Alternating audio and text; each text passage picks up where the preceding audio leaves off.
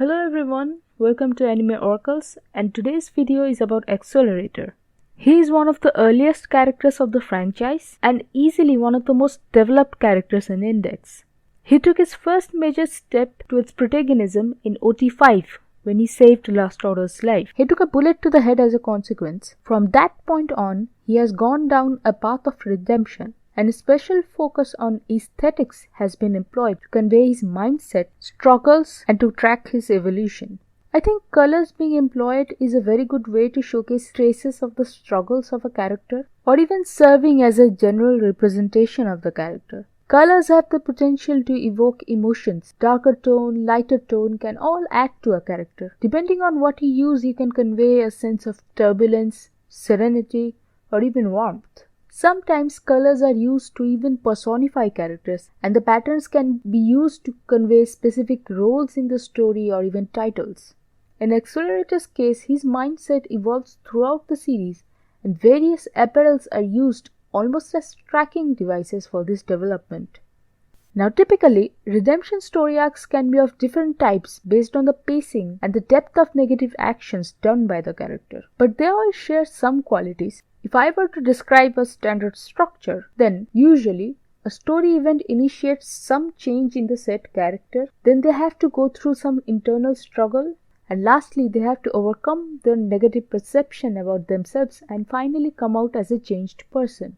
Some characters develop more towards the route of a tragic hero, and some take a step more towards accountability by having the characters atone for their crimes in a constructive manner. Such characters have a strong inclination to commit to pacifism. In Accelerator's case, I'd say it's a combination of a story arc that contains various breaking points to trigger a development, but it also takes a slower approach while working through the development. So today we're going to see the aesthetics of Accelerator's get-ups and how they relate to his character development. Let's start with black shirt with white stripes. His persona at the time was that of a ruthless killer, continuously resorting to more and more cruel methods to dispose of the clones, and he does all this with the subconscious hope that they will ask him to stop. In order to evoke some sort of reaction and cope with his increasing frustration at having to put up with this experiment which involved killing, his tendencies became more and more violent.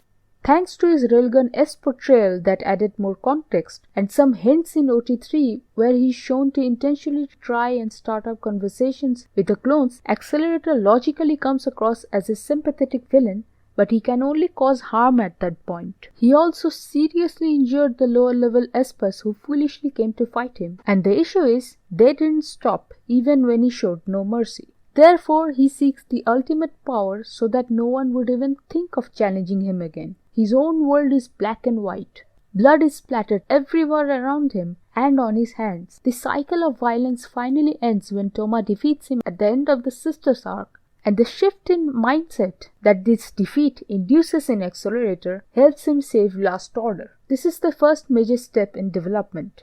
Next, we have white shirt with grey stripes. After saving Last Order and redeeming himself, well, in a way, he walks the path of a morally ambiguous or grey character. He is in an intermediate step. He is Last Order's guardian, but he is still a monster. This is summarized very well by Heaven Canceller in these lines in OT13. He cannot walk the path of light like a hero, so he chooses the exact opposite. In order to protect Last Order's light, he sinks into absolute darkness and chooses the path of a villain, albeit one with standards. He is a reflection of his past self who doesn't care about good or evil and is still coping with his guilt. He takes up arms to shield Last Order and the other people he cares about from the darkness by becoming an incarnation of darkness himself. He is essentially an anti-hero who views himself as evil, but his actions are contradictory as he tends to protect people. A significant amount of white on his shirt denotes his good side, and the grey signifies that he'll employ cruel methods if necessary for his goal. Even though he isn't concretely evil, humans have a tendency to fall back into old habits, and the hound dogs dragged him right back into his violent ways. Personally, I think this is my favorite Accelerator getup.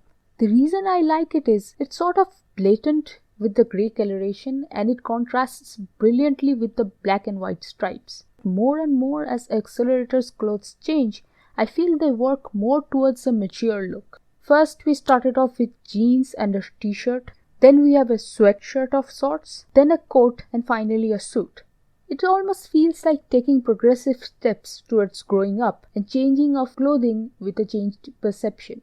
Next, we have the completely white winter wear. As Kamachi mentions in the afterword, he has traces of a saint, someone who strives to do good but has the burden of someone who has committed a grave sin. He finally realizes that fancy titles like hero or villain aren't required. He wants to protect Last Order and he deems it a good enough reason for him to fight. And in doing so, he ascends into a higher mindset. He becomes honest about what he wants and finally leaves the path of evil once and for all. He stops the Star of Bethlehem from colliding with Russia, thereby saving a great many people and preventing annihilation. Finally, a hero, he dresses in complete white, and also the dress has aesthetic of an angelic entity. I think it was obvious since the getup was designed to go well with angelic features like wings or a halo. I like this particular design because it contrasts very beautifully with OT-15 portrayal, which had a sort of demonic connotation in the symbolism. The chain of events from OT-14 to OT-19 builds up to him meeting Ivas. Another phase starts. He enters Russia to save Last Order, but his challenges are more difficult since his problems involve magic now. So some major issues need to be solved which rapidly make him change. Him losing confidence in himself after his fight with Misaka Wurst and completely given up on this world, leading to a moral confrontation with Toma, was actually a very brilliant sequence. As expected of Toma, Accelerator's illusions get shattered and his apprehensions are dealt with. One doesn't need special titles or reasons to help people, so essentially Accelerator, who considered himself a villain, was made to realize the futility of such labels. He becomes more honest with himself and this clarity helps him power through the struggles. The tall order of this challenge and his past coming back to haunt him initiates a change even more drastic than the first major change, and he is forced to examine his perspective of the world and who he is. Also, another thing I really like is, I'm sure you have seen in fantasy novels like Game of Thrones or even stories like Vinland Saga, winters are always portrayed to be harsh seasons. People actually need to make preparations to survive winter. I think making this a winter wear was really good because it adds a connotation of harshness or even ruthlessness to the conflict that he is facing. The next getup is less of a perspective change and more of him taking responsibility. His official political debut, the Academy City Board Chairman suit. At this point of the story, he is self-aware. He takes up responsibility for all the lives of his students in Academy City and he wants to eliminate the dark side. He wants to pay for his crimes and is even brutally honest with himself about his actions. That is, he doesn't sugarcoat the fact that even after saving Last Order, he still killed quite a lot of people. He wants to do things right and give the clones a normal life. And for this goal, he is actually even willing to subject himself to isolation. Unlike how he was before, at this point of the story, he is responding to the crisis rather than reacting to it. He is no longer lashing out at the world. He is shown to trust people more, as is made quite obvious in GT1 when he trusted in the heroes of Academy City to save Last Order. As I mentioned before, I think his character arc has patterns of development one sees commonly in a coming-of-age story.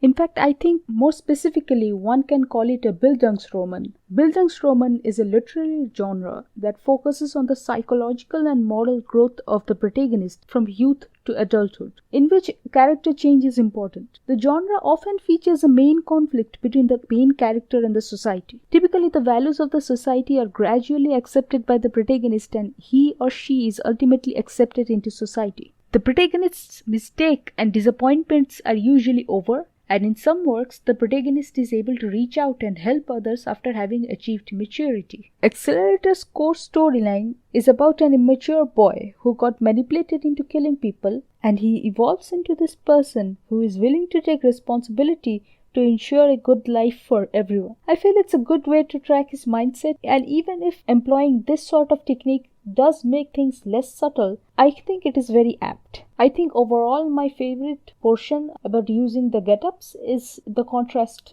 between OT-15 and OT-22 because those are direct opposite. Angel and demon, dark and light. And I'm honestly quite fond of those types of conflict. If you want to find out more about Bildungsromans, don't forget to check out classics like Great Expectations by Charles Dickens, To Kill a Mockingbird by Harper Lee, and many more. Thank you so much for watching. Don't forget to give a thumbs up if you liked the video and subscribe for future content. Have a nice day.